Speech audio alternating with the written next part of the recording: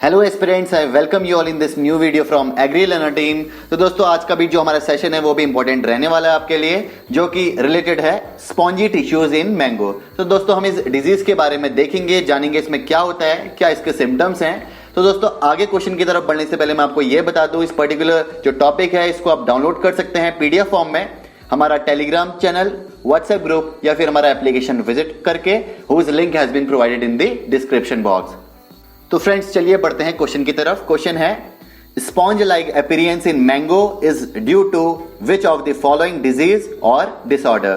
Friends this particular question was asked by IBPS in their agriculture field officer Punjab and Sindh Bank 2019 and 20 examination.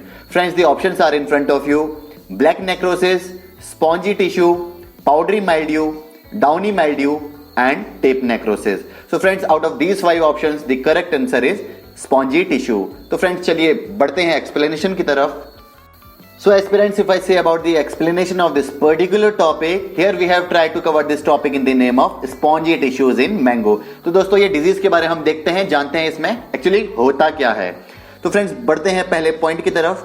A non-edible sore patch developed in the mesocarp of the mango fruit is broadly termed as spongy tissue. तो दोस्तों यहाँ पर spongy tissue के बारे में बताया है कि वो होता क्या है। उसमें एक सोर पैच डेवलपमेंट होता है मैंगो के मीजोकार्प पोर्शन में, जो कि आप ये फिगर में साफ देख सकते हैं।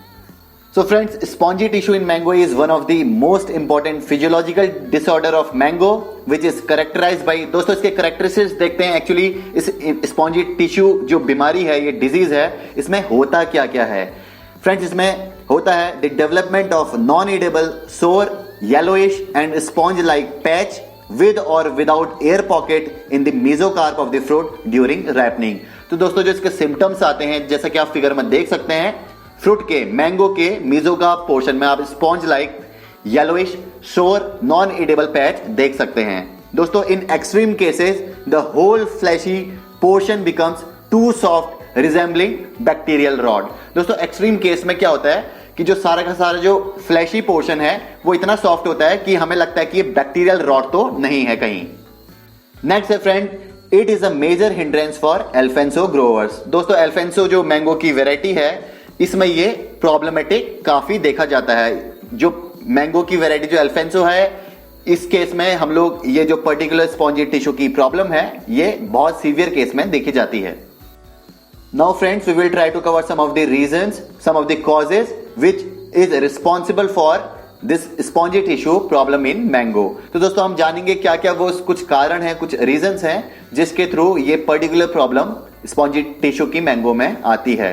तो फ्रेंड्स पहला है, this is caused because ripening enzymes during the fruit maturation stage become inactive due to high temperature and convective heat. तो दोस्तों ये कन्वेक्टिव हीट और हाई टेम्परेचर की वजह से कुछ जो एंजाइम्स हैं वो फ्रूट के मैच्योरेशन स्टेज में इनएक्टिव हो जाते हैं, ये भी एक रीजन है। तो फ्रेंड्स सेकंड है, it is also due to the post harvest exposure of fruit to the sunlight. दोस्तों हार्वेस्टिंग के बाद जो फ्रूट होता है, अगर हम उसको सनलाइट में एक्सपोज करते हैं तो ये भी एक रीजन है। नेक्स्ट है friend, fruit appears normal extremely but contains yellowish sour spongy tissue inside, high temperature, convective heat and exposing to the sunlight after harvest are supposed to be the causes.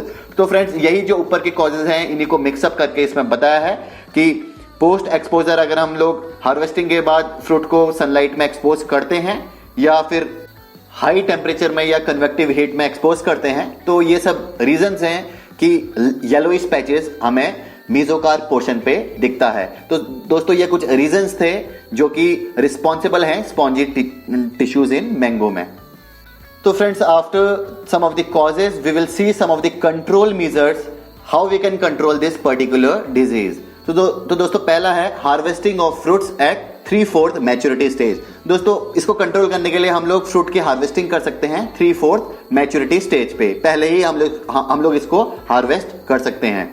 दोस्तों next है post harvest exposure to low temperature between 10 to 15 degree Celsius for 10 to 18 hours. तो दोस्तों आप देख सकते हैं post harvest जो exposure है, हम लोग हाई टेम्परेचर के बदले लो टेम्परेचर पे एक्सपोज करेंगे करीब 10 से 15 डिग्री सेल्सियस पे। कितने टाइम के लिए? 10 से 18 घंटे के लिए। तो फ्रेंड्स हम यूज भी कर सकते हैं, we can also use of black polyethylene mulch. हम ब्लैक पॉलीइथाइलिन मल्च का भी यूज कर सकते हैं। Also we can grow resistant varieties like Ratna, Arka Puneet and Arka Aruna etcetera. तो दोस्तों हम लोग इसके लिए कुछ रेसिस्टेंट वेराइटीज का भी हम यूज कर सकते हैं, हम उन्हें ग्रो कर सकते हैं, जो कि रत्ना, अर्का पुनीत एंड अर्का अरुणा है। तो friends this was all about today. आज के लिए दोस्तों इतना ही। अगर आप एग्रीकल्चर फील्ड ऑफिसर की प्रिपरेशन कर रहे हैं, आप हमारा कोर्स ज्वाइन कर सकते हैं। हमने सब कुछ कंटेंट कवर किया है which is more than sufficient for your final selection. You can visit our website whose link has been given in the description box, agriguru.in। तो फ्रेंड्स मिलते हैं आपको कल एक नई वीडियो के साथ। Wish you all the best for your upcoming exams. Thank you.